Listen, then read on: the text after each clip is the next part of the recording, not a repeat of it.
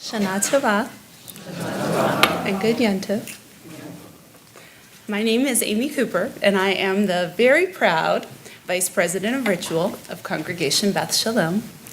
I am following in the footsteps of our exceptional Executive Vice President, John Krause. Thank you, John, for that lovely, very overly complimentary introduction, and for everything you do for CBS. Thank you for last year sharing your story in what was one of the most inspiring and meaningful High Holiday appeal speeches that we have heard. And thanks so much for giving me such an easy act to follow. Appreciate that. I don't want to be giving this High Holiday appeal speech. Actually, I don't. I am very frustrated that I am up here. And as I look out at you all, I find countless people I think would be better suited to speak to you today. If I had been asked to give this speech, I may have respectfully declined, but probably not, because Jewish guilt at not taking on responsibility has been encoded in my DNA. But I was not asked to give it anyway. I was voluntold to give it. I was ordered to give this speech by that powerful life force of Congregation Beth Shalom, your friend, and my mentor, Ken Greenberg. Ken told me I was preordained to do this, or I needed to vibe with the spiritual energy of the year, or something. I really don't know. But what I do know is that Ken told us in his appeal speech a few years ago that when we are called, we answer with the word Hineni. I am here, however reluctantly. Actually, Hineni appeared in my daughter Eliana's bat mitzvah Torah portion, Shemot, a few years ago, when Moses was reluctant to follow God's orders. And in our parent speech to her, stepping up to serve is exactly what my husband Scott and I asked Ellie to do as a Jewish adult. So I have to adult today too. And I'm not sure how it happened, but not only am I a Jewish adult, I have two daughters, Ellie and Tali, who yesterday were babies, it seems. And all of a sudden are Jewish adults singing in the choir and reading Torah, and two sons who were tiny preemies just a few minutes ago, and now are less than 2 years from becoming Jewish adults. Save the date, Ari and Daniel's bar mitzvah, August 9th, 2025. And when Ari found me working on this speech and asked what I was doing, I told him to keep the secret that I had to give this appeal. Have to, Mom? You mean you get to, was his sage response to me. How exactly did we get here? Leading a Jewish life, raising Jewish kids, these are transformative experiences. But to be transformed, you first have to be formed, and then often reformed. For me, it was easy growing up as a Jew, and I had many formative Jewish experiences. My parents formed me. A lot of people love their parents, I know, but mine are truly, undeniably incredible. My parents are brilliant, involved, hysterical, aware, loving, and constantly giving. Hopefully they're watching. Hi, Mom and Dad. Love you. My parents kept me close with my extended family, including all 4 of my grandparents, Ashkenazi New York Jews, who were all fortunate enough to be born in this country, else they would have lived through or died in the Holocaust. After years as snowbirds, they retired close to my home in heavily Jewish South Florida. I grew up understanding that intellect, success, and advocacy were expected, and that as the chosen people, we were entitled to be loud and gossip. I came to know that family holiday dinners and lunches at the deli strengthened our connections to the past, but what mattered most was how much food was served. I learned that you belonged to a temple where you were among hundreds or thousands of families, and that pretty much everyone you knew belonged to yours or one of a half dozen others nearby, that you went to Hebrew school, whether early or late session, that you showed up for the Jewish friends that surrounded you all of the time, and that you opened the backsliding doors and brought in the extra chairs for the masses more we saw just on the high holidays, and that those same jokes and stories told over and over and over again weren't repetition. They were identity instilling. They were formative. As a teen, I found my place involved in the Jewish youth group Nifty and living for Jewish summer camp.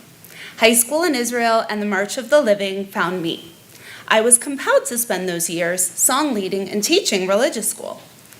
All I could say then was that this involvement changed my life, but it was hard to articulate how. I now know that those were transformative experiences, channeling me from a Jew, because I was a Jew surrounded by Jews, to a thinking, praying, questioning Jew who wanted to know my culture and hold fast to my faith. In 1994, as a 10th grader, I was our synagogue youth group CAFTY's very proud vice president of ritual. I really just led overly creative prayer services and forced everyone to listen to me play the guitar, but I mentioned it because I am now the CBS vice president of ritual. Rest assured, though I am thoroughly unqualified for this job, I do at least have that experience under my belt. But really, what it did most was strengthen my commitment to being a part of a synagogue and finding the belonging that comes from having a role there. And that really is the beauty of CBS. As congregants, we all have our role to play. And I've been stunned by the many qualifications and talents around here. But most of the role is just showing up. And it actually is so easy to just show up because we have the best people and the most dedicated board and the greatest preschool and religious school teachers and the funniest administrator who knows everything so I don't have to. We have congregants that are heroes, officers who don't know how to be off duty and stay on guard for us every second that they are here. We have cantors who live and breathe their art and whose musical forte transforms us spiritually. And our rabbi. 5 years, he tells us he has been here. It seems brand new, and yet like it has always been.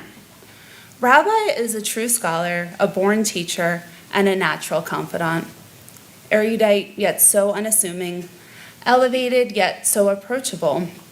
Rabbi, you inspire knowledge with humor and impart meaning with wisdom. And if I have ever, perhaps, maybe, just on 1 or 2 very rare occasions, briefly, probably inadvertently, talk during services, just know it is only because I am so glad to be here and that I really am listening. 8 years ago, Scott and I were strangers in this new land. We braved a move across the country, leaving people we loved and a community we understood, leading our 6 and 8-year-old girls as we tried not to overturn our twin toddler boys buckled in car seats strapped to huge rolling suitcases that we pulled out of the terminal of LAX. We knew we needed a synagogue. CBS was the place we went when we knew no one, and now it is the place where we have made the best friends we have ever had. It is a place where my children connect, even though they are being raised in an area where so few of their school and sports friends are Jewish. CBS is the ground that gave my sons the courage to report to the principal last year when one was called a Nazi slave at public school. It is the foundation that spurred my daughters to get one of their major high school volleyball matches rescheduled so it won't be played today. My children are here and not at school and not at sports because their papa, who is far from the most observant Jew on earth, still taught them where their place is on this day because Sandy Koufax didn't play on Yom Kippur. And therefore, we weren't at a volleyball tournament that Valencia High School hosted on Rosh Hashanah, but we were here when one of the only Jewish holidays that had been just about joy and newness and sweet beginnings, and not about who tried to persecute and control us, became about that too, at least for us, the Jews of Congregation Beth Shalom. As just one of us, when I stood outside that door, in front of a line of our beautiful, innocent children, in the moment of an unknown threat, I was aware of the narrowing in my throat, the clench in my stomach, how my heart wanted to race and my hands shake. And I was also aware of my mind negotiating with itself to believe all was probably fine, as it still demanded to entertain thoughts of the worst. And I did what our hero leaders so clearly told us to do and walked the kids outside together with the strongest women, with that palpable fear that I had for the kids I was looking at and for everyone I love that I couldn't see at that second, knowing that's what their parents were feeling. And I was transformed by you all, by Congregation Beth Shalom, who stood strong when our gates were trespassed, who acted quickly and decisively, who led each other out through our sacred doors. You who grabbed each other's bags and found each other's babies, who summoned thousands of years' worth of determination when we were forced to put aside our prayers and seek our safety in our own parking lot. And you who then came back with greater numbers than ever before the next day, and who turned to each other in the week that followed to share stories, to process and to plan, to heal, and to move forward together. And this CBS community solidifies that knowledge, that we grow stronger in our traditions when we demand the respect they deserve. Now, my Jewishness is in a reformative stage. Every day, I reconsider how to live a Jewish life amongst the busy schedules and the practical distractions, the threats to our people and the peace in our world, and the need to prove who we are as Jews, rather than it being a given, and how to take my experiences and reveal them to my children while encouraging them to make their own. And I show up here. I spoke recently to our beautiful Rebbetzin Leah and admired a necklace she was wearing. She told me she got it in Israel and it spells bitachon, which is the Hebrew word for trust, for a particular kind of trust. Bitachon means complete faith in something we can't possibly know. It is a powerful sense of confidence that is above rational thought, which is only there because we believe it to be there deeply in our spirits without fear. It is the kind of trust, Leah told me, that has led our nation's treasury to print "In God We Trust" on all of our bills. Isn't that crazy, Leah asked me, that we can trust so fully and so positively that we literally bank on it? We want to trust in money so badly. We put money in funds promising to keep it safe, and we call them trusts. But we can't trust the dollar. We know that. We can only trust in God. And the way we trust in God is to trust in each other. The people that know me best know that I consider myself to be a little bit fiscally irresponsible. Just a little bit. I hate money.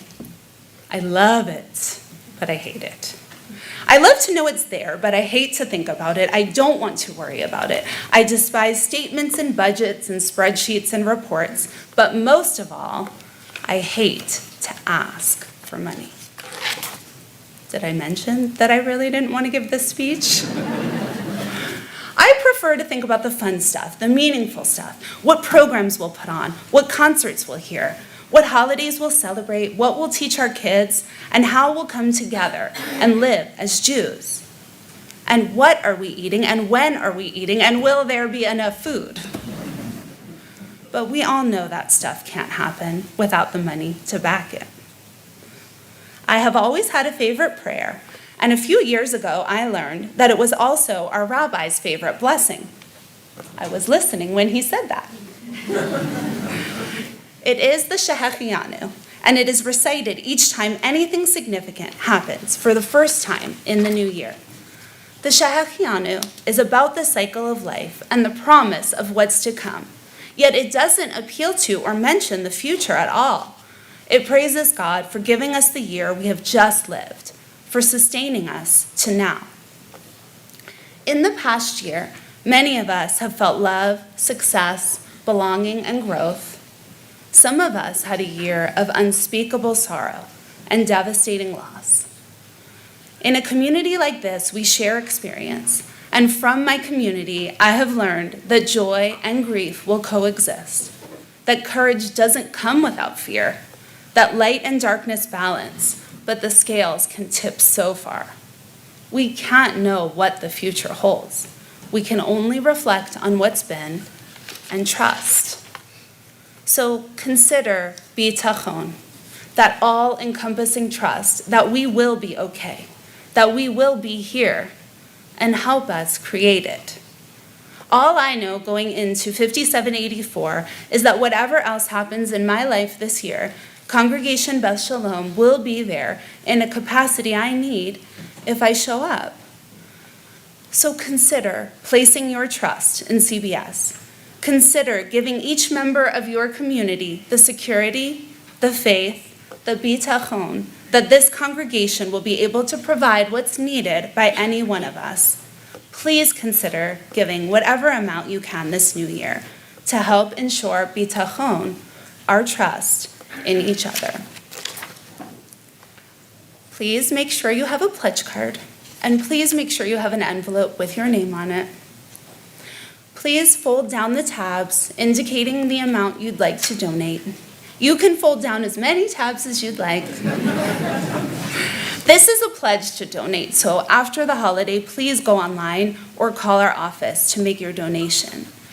For those of you joining us virtually, thank you, and please do the same. If CBS keeps your card on file and you would like it charged after the holiday, please also fold down that first tab. When you are finished with your tabs, please place your card in the envelope with your name on it. Please pass the envelopes down the aisles to our ushers who will collect them. Please make sure your envelope gets to an usher. If your card or envelope doesn't have your name on it, please, after the holiday, write your name and return it, and please make your donation. Because this is a brand new year, and because this is the first time this year you are pledging to invest in CBS, Rabbi and I feel that's worthy of a blessing. So we're going to do a new thing. Please rise, and as you pledge your donation, please join us in our favorite prayer, the Shehechianu. Thank you so much, and Shanah Tovah, and Good Yantiv, and Yom Tov, and Gemar Chatima Tovah.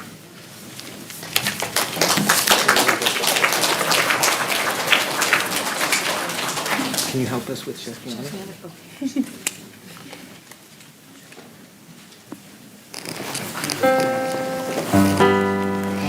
Baruch atah Adonai Eloheinu melech haolam shehechianu v'kimanu v'hianu lazman hazeh. Baruch atah Adonai Eloheinu melech haolam shehechianu v'kimanu v'hianu lazman hazeh.